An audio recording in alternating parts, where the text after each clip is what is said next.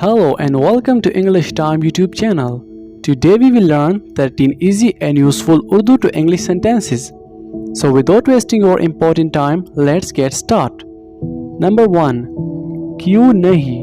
Why not? Why not? बाहर निकल जाओ. Get out. Get out.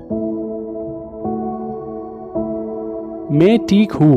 I am fine. I am fine.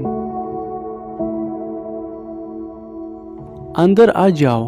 Come in. Come in. कितनी अच्छी सोच है. What a great thought. What a great thought. खामोश हो जाओ.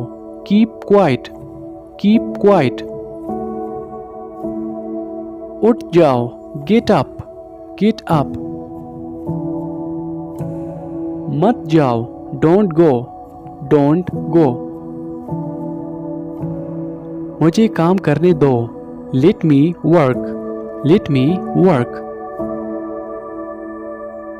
तैयार हो जाओ. Get ready. Get ready. मुझे तंग मत करो. Don't trouble me. Don't trouble me. सोच समझ कर बोलो. Think before you speak. Think before you speak. आगे बढ़ो. Move ahead. Move ahead.